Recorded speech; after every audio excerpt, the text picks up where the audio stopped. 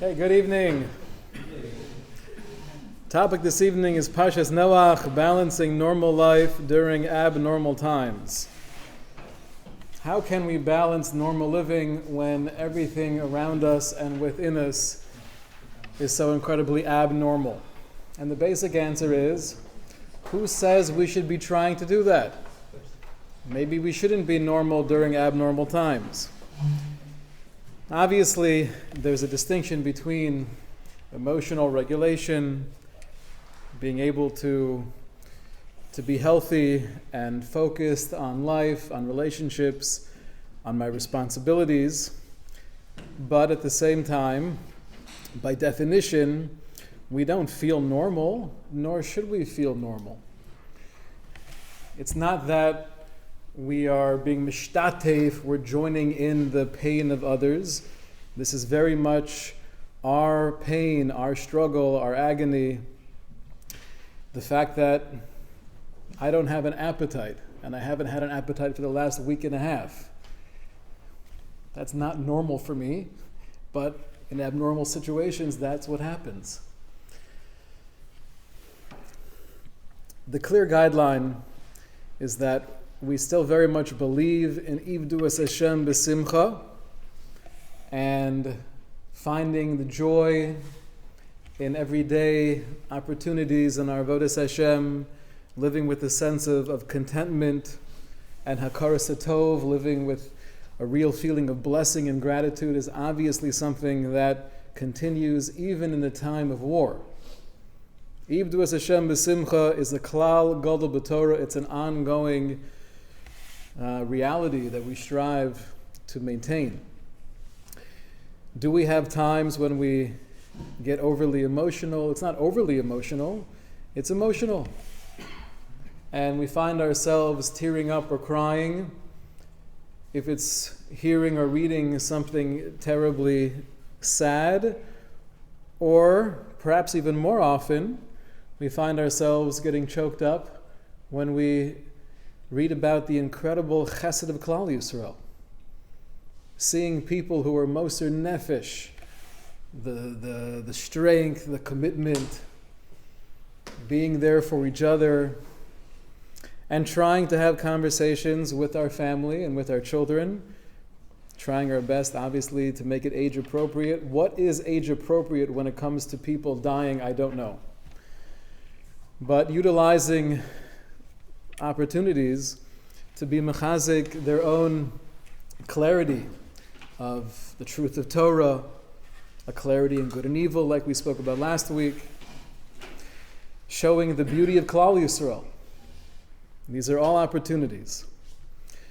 There is a distinction, and we had to make this distinction on Simchas Torah when we first found out, at least from a very far distance, what was going on between schok and simcha, between levity and contentment. Generally in Simchas Torah, we have the auctioning, which is absolutely brilliant. Performance by Ari and Yehuda, and there's a lot of thought and time that goes into it, and it's hilarious. This Simchas Torah, the call of the hour was, we can't have comedy. And many were disappointed, as I was disappointed. But that didn't mean that we should forego the Simcha Shel Mitzvah. To be oker, to uproot a minig in Klal Yisrael, to dance and celebrate with the Torah, that we don't deviate from. Right? So it's an ongoing struggle, it's an ongoing balance. Yes, there are certain things that we should be staying away from. Schok, leitzonus, but simcha shel mitzvah and the simcha sachaim is something that we very much want to hold on to every step of the way. And that's not a contradiction to feeling very intense, deep pain as well. One thing I'd like to focus on this evening is a topic that was brought up last night. For those of you who were able to make it, it was an incredible Kiddush Hashem. We had over 1,000 people gathered together, the first time ever in the community of Boca, having all of the Orthodox shuls come together, Ba'aguda Achas. It was an asifa of tefillah, and it was something that undoubtedly had an impact in Shemayim. We believe that wholeheartedly. And the theme of Achdus, of unity, came up often, understandably. I want to focus on, we are feeling more of a unity. And as we've mentioned before, a lot of those barriers, those mechitzos that might divide us, have melted away instantaneously, and there's so much more of a clarity that we're one. I'm with you, I'm here for you, you're here for me. None of those divisions mean anything at this moment in time. But I'd like to really unpack this idea. What does it mean to be unified? How can we maintain it? I want to explain that there are different levels of Achdus, and I think understanding what they are and trying to get to the deepest level of Achdus, not just now as we go through an Eis Tzara, but in Mirz Hashem, an ongoing reality that we could take with us moving forward.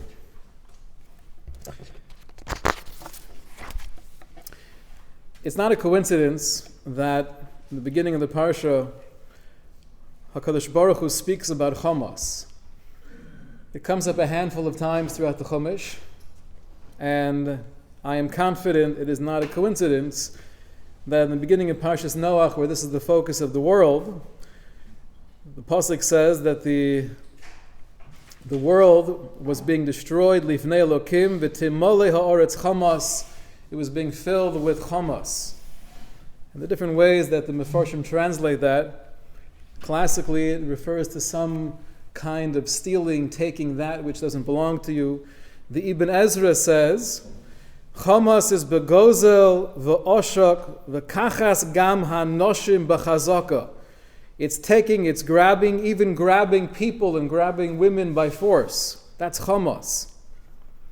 Vayar Elokim es haaretz v'hinei nishchosa ki hishchis kol basar es darko la'aretz. Hashem saw that unfortunately humanity arrived at a point where there was this internal destruction of the dignity of the neshama. Vayomer Elokim leNoach kates kol basar bo lefanai. The end of the world has come before me. Ki mola ha'oretz chamas mipneihem. Because the world has been filled with chamas mipneihem, from before them.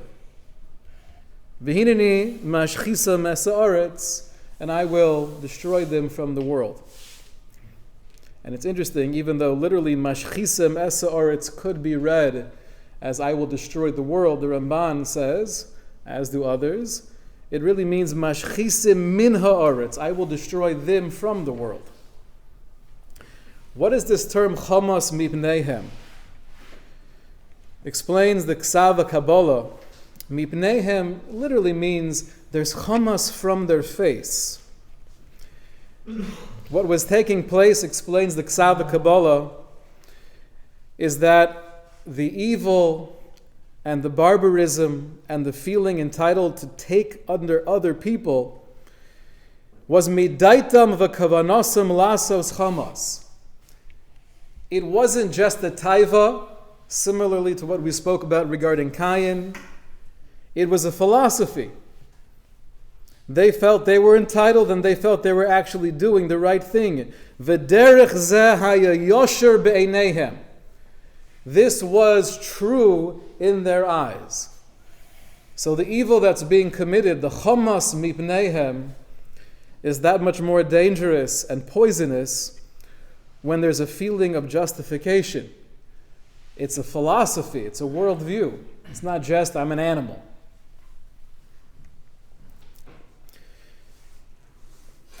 I want to focus, though, on what actually ended up happening with the survivors, with the entire animal kingdom. We heard last night, I think it was Rabbi Goldberg who mentioned the Medrash Rabbah, asking why are Klal Yisrael compared to sand? Right? Sand, little tiny particles, microscopic almost. What's the point? How is that a davar chashuv? How is that a praise for Klal Yisrael? So the Medrash says that mar dako shel chol adam machniso leor, just like sand, if you bring it into the oven, bring it into the fire, umotziu bulim v'osin hemenu kli zechuches. You could actually take the separate particles of sand, and through going into the fire, what emerges is a kli zechuches, a beautiful glass. Kach Yisrael nichnosim leor v'yotzin chayim. That's why Klal Yisrael were compared to chol, to sand, because we might be separate, but when we're put through the fire together, we're bonded as one, and what emerges is a kli zechuches, a beautiful, magnificent glass vase. There was an achdus that took place during the Mabul. The Gemara in Zvachim says as follows: Ma shmua shama ubav nisgayer. Addressing the motivation of Yisro, the father-in-law of Moshe, to come and convert to Judaism, what inspired him? So one opinion of the Gemara says, Matan Torah shama. He heard the sounds of Matan Torah, of the giving of the Torah, Uba, and he came. Kishenitna Torah Yisrael. How did he hear about it if he wasn't there in the desert with the Jewish people? Because when the Torah was given, Hayakolo holech misofa olam vad sofo, there was this massive kol, this sound that went throughout the entirety of the world. V'chol malchei obdei kochavim achzosen roda, and all of the nations and all of their leadership felt a sense of trepidation. V'omru shira, it wasn't a regular fear that was paralyzing. It was a fear that was inspiring, that was uplifting, to the point where the entire world, they were singing Shira. But they didn't know what was going on. Niskabzu kula meitzel Bilam arosha. So they all gathered with Bilam. And they asked him the question, Ma kol hamona sher shomonu. What is this massive, this sound that we hear? Shema mabul bala olam. Perhaps another flood is coming. They went to Bilam. He was the one they turned to. He was the prophet of the non-Jewish world.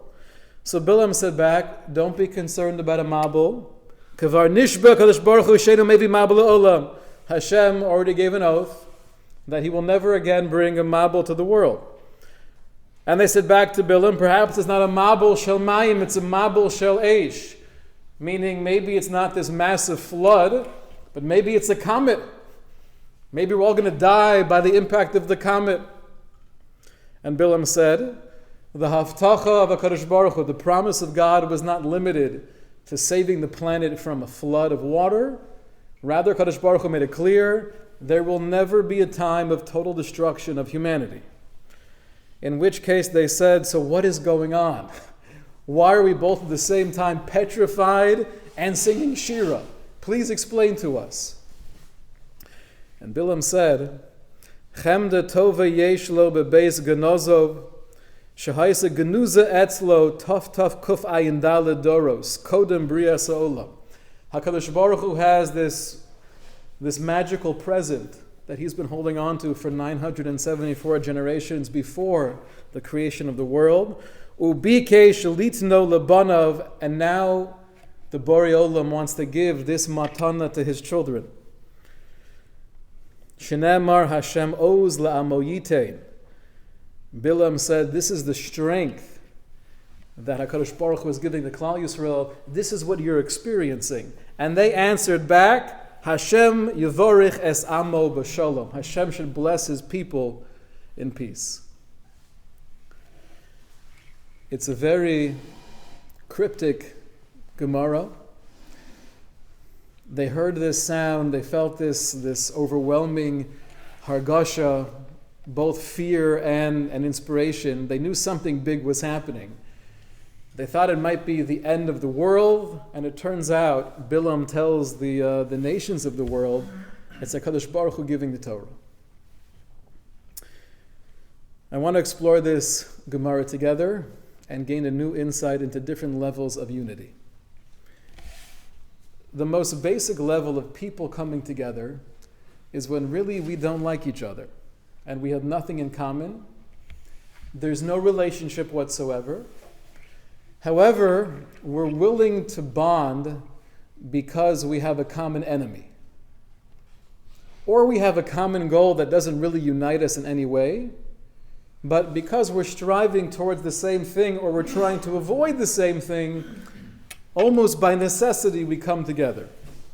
This we find in the relationship between Moab and Midian. In the beginning of Parshas Balak, the Torah says, "Vayomer Moab el ziknei Midian."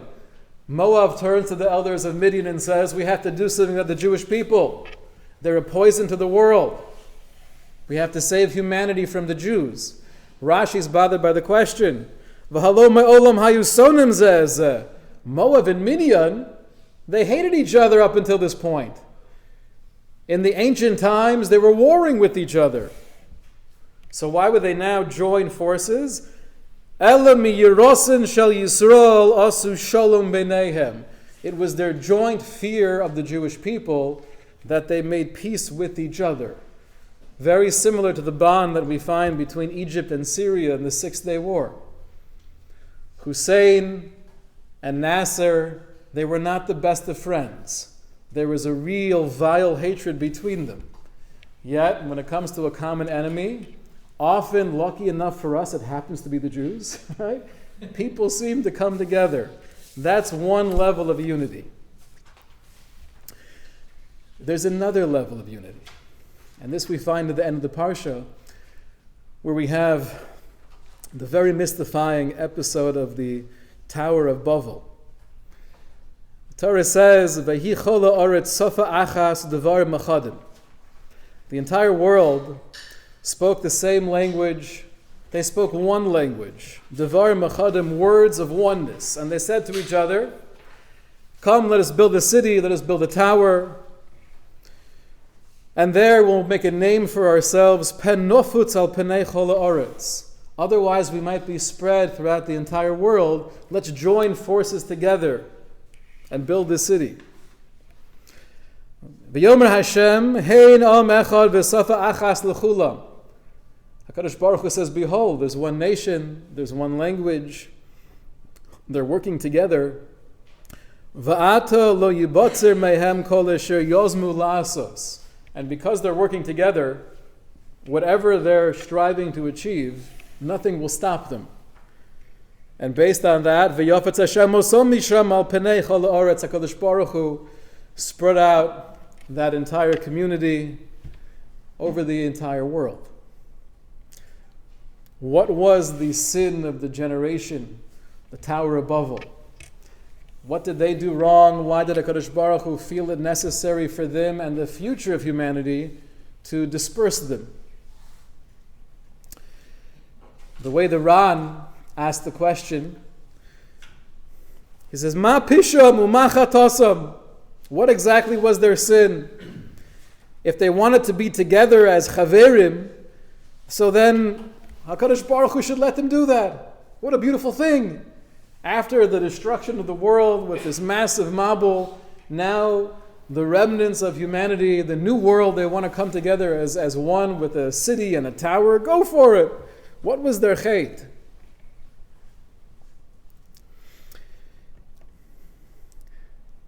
So sometimes unity is actually a facade for control.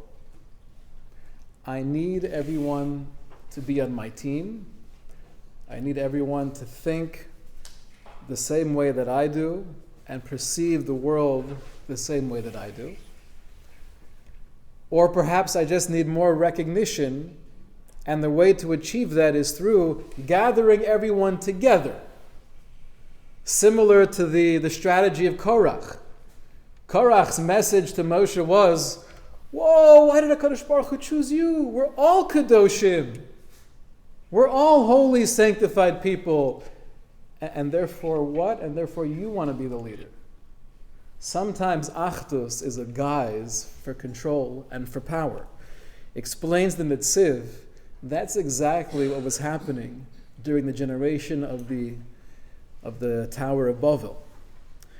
It wasn't what they were saying that was problematic. It was the fact that it was devarim mechadim. It was one speech. One speech meaning this is the mandatory way of communicating, of thinking, of believing, and there's no room for diversity, and there's no room for being a genuine individual. Says the Netziv, the reason they wanted to build this city was in order that people should not spread out and start thinking differently. And if anyone would suggest or promote a different agenda or philosophy, they would be killed. So on one hand, it seems so beautiful and so much equality that we all want to be together as one. But if it's coming from a sense of control and making sure that you don't deviate, that's not achdus, that's abuse. So sometimes we get together just because we have a common enemy. Sometimes we get together because I'm trying to take advantage of you, and the best way of doing so is under the guise of unity. So there are many unhealthy forms of achdus. Then we have a situation of just good old-fashioned fear. We don't have a common enemy. I'm not trying to manipulate you. You're not trying to take advantage of me. But we come together because we have no other option. That explains, or Meir Shapiro, that's what happened during the time of the Mabul. Why was it that the entire world thought that there was another flood? What was it about that feeling that got them nervous? Maybe this is the end of humanity. They had to come to Bilam to understand what's actually happening. Says Meir Shapiro, it wasn't just a loud noise or a big earthquake. They sang Shira. So obviously there was something mystical happening. There was something that was speaking to the neshama of every human being that was alive during Matan Torah. What was that? It was the Achdus of Klal Yisrael. Meir Shapiro says we know that every other point that we stopped along the way up until we arrived at Har Sinai, Rashi says there was machlokes, there were disagreements. Suddenly, something changed. As we stood there, ready and anticipating to receive the Torah, V'yichan Shem Yisrael neged Ahar, there was this achdus that was created. It was that unity that was felt across the world. That energy that was infused throughout all of humanity, sensing something so special and so unique, that inspired everyone to sing Shira. Therefore, they assumed maybe this is similar to the destruction that took place with the Mabul. What happened during the Mabul? How do you have all these different animals together in the same boat? The lion and the lamb. Were they docile? Were they getting along? And the answer was they were. Even though it's a messianic prophecy. According to the Rambam, it's not to be taken literally. It refers to nations getting along in the times of Geula. According to the Ramban, that pasuk in Yeshaya is meant to be taken literally. That even animals, where their very nature seems to be, they destroy each other, and this animal hunts this animal, that will all change in the times of Geula according to the Ramban. But what's clear is during the Mabul, on the Teva, there was no fighting, there was no bickering. The lion wasn't trying to sneak into the cage of the lamb and bite a little piece of it off. Nothing like that. Why not? Explains Meir Shapiro, because there was this deep understanding that in this situation, in this matziv, this cannot happen. If you, the lion, allow your appetite for the sheep to get the best of you, Noach's going to throw you right off the teva. You have no future. There was this understanding amongst everyone on that teva that there's no other option right now than to somehow get through this together. But that achdus was a forced achdus. When the nations of the world now felt again this overwhelming unity, their assumption was there must be some kind of calamity that's happening that's bringing about a similar type of unity that took place during the times of the Mabul. And that's why they were afraid maybe the world's coming to an end. Bilam explained, no, that's not what's happening. There's a different type of unity that's taking place now. And it's not based on fear. It's not based on necessity. It's based on the fact that Kutshebrichu v'Raisa v'Yisrael Chad, that there is an intrinsic unity amongst Klal Yisrael as we connect with Hashem and with the Torah and with each other. And that's an achdus that's not only because of fear. That's an achdus where we're not just joining together because we have a common enemy. It's not that we're trying to manipulate each other so we're pretending it's unity when in reality it's me trying to be in control. It's none of that. There's no me involved at all. This is a real, genuine unity that's taking place in this special moment in history. Because Klal Yisrael is receiving this incredible matana, this gift from HaKadosh Baruch Hu. Rameir Shapiro said these words between World War I and World War II. And during this powerful drasha, he said, we have two options right now. We have an option to unite because of the fear of the situation around us. That's uniting similar to what took place in the times of the Mabul, out of necessity. Not a real deep kesher shel kayama, but just being together because now we have no other option. Or we have a second option, which is once these barriers have melted away and we have a little bit more clarity of truth, we could tap into that achdus of Ma'amad Har Sinai.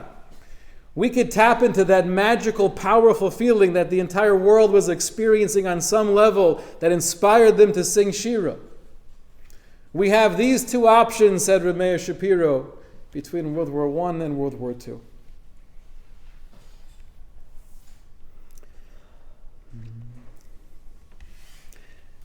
How do we, given the fact that yes, we are experiencing incredible unity, and so many of the silly things that divide us no longer divide us right here and now, how do we make sure that it's not the unity of the Mabul, which will only be short-lived, and when that point comes, God willing it should come soon, where we don't have the same fear, we don't have DeSantis sending out state troopers to every Jewish organization. How can we make sure that even after that, we still have a sense of unity? And the answer is only if now, when we're forced into unity, we take it deeper and we make it as real as we possibly can. It's not based on necessity alone. We're tapping into the core, to the essence of Am Echad. And the only way to do that is by striving for a unity where there's no me in the equation. There's no I in the equation. I saw this firsthand. It was beautiful, the conversations that all of the Rabbanim had together, organizing an event of this magnitude. And generally, Baruch Hashem, you don't have to have politics, but you always have questions of, should it take place here? Should it take place there? Who's speaking? Are you speaking? Am I speaking? Ultimately, we're all human beings. And there's some level of ego that does get in the way of anything and everything that we do. But throughout these conversations, it was so clear. Nobody cared about any of that stuff. What can we do to get the most people together and make this an event that can be the most uplifting possible? Period. Nothing else. The Zohar tells us, It's on page 4, quoted in the Sefer Tam Vadas by Rav Moshe Sternbach. The Zohar says, if even that very watered down type of unity that existed in the times of the Dor HaFlaga, that was inappropriate and there was a need for Hashem to disperse them, but HaKadosh Baruch Hu still said, if I don't intervene, having even this level of unity will allow them to accomplish anything they want to do. Says the Zohar, Anan Chavrai de Misaskin Be'eraisa, but we Klal Yisrael, Chaverim Yisrael, that were engaged in the Torah, V'anan B'lib Echad, V'reis Echad, Al Achas Kama V'chama, with one heart, with one sense of friendship, with a shared history and a shared destiny. If we really maintain and deepen the Achdus, that it goes, make sure it goes from the Mabul Achdus to the Matan Torah Achdus, there is nothing that could stand in our way. And it'd be very, very difficult to believe that the Galus would continue, having that level of real Achdus. Pasuk in V'zos HaBracha says, V'hi b'shurin melech b'isasef roshei o miyachad shiftei Yisrael. When is there a melech? When all of the shvatim, all the different elements of Klal Yisrael come together. Explains the Das Zakenim, how exactly, what's the connection between us recognizing Hashem as melech and also the interpersonal relationship aspect of it, of being together as one? Aren't those two ideas very different concepts? One's bein adam l'chavero, one's bein adam l'makom. One is how we treat each other, and the other is my recognition and awareness of Hashem. But the pasuk is grouping them both together and explains the Das Zakenim. Kalomar kishi Yisrael yachad ba'achva v'reyes. When we're together with brotherhood and with friendship, Oz HaKadosh Baruch Hu melech aleihem. Then Hashem is the melech.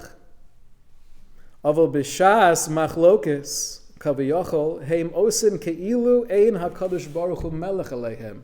When we allow that machlokes to creep in, when we allow the I to get involved and to take over and distract me from the we, so then it's as if there is no melech.